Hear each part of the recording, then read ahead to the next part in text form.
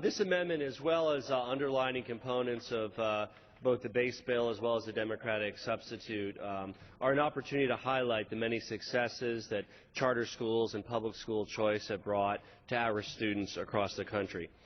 Before I came to Congress, I founded schools, and I served as superintendent of a charter school that serves English language learners and has 4 campuses across Colorado and New Mexico. I'm pleased to offer this amendment, which would ensure that charter schools are able to use federal funds in a more flexible manner to ensure strong school foundations. The charter school program is a critical lifeline in supporting public charter schools across the country, and I want to thank Ranking Member Miller and Chairman Klein for working with me to support the replication and expansion of the very best charter schools and the emergence of new transformational public charter school models that we can all learn from across public education. As a recent Stanford Credo study found, charter schools that are successful in producing strong academic progress from the start tend to remain strong and successful schools over time, proving that this is a durable phenomenon.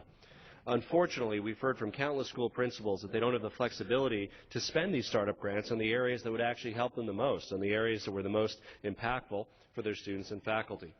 My amendment, which I'm offering with Congressman Polis, would allow charter schools that receive federal funding through the Charter Schools Program to use their grant dollars for more vital and important startup costs like professional development, teacher training, instructional materials, and minor facilities costs. I remember when we were starting a charter school and we weren't able to use some of the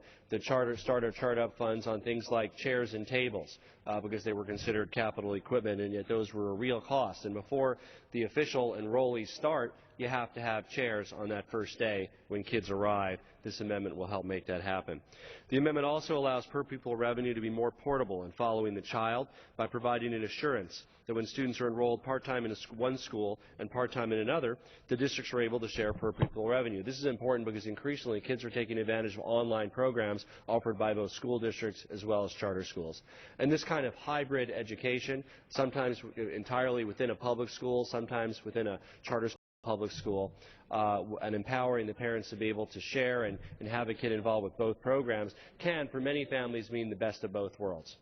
Being able to have the social environment of the school along with the advantages of online learning at home. This assurance will provide states with an incentive to provide more innovative funding models that expand learning opportunities and encourage hybrid education and the personalization of education for every child, including competency-based education as well.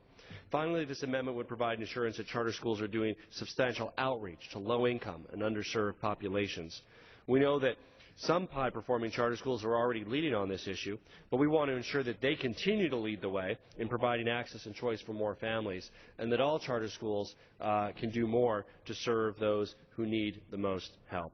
I want to thank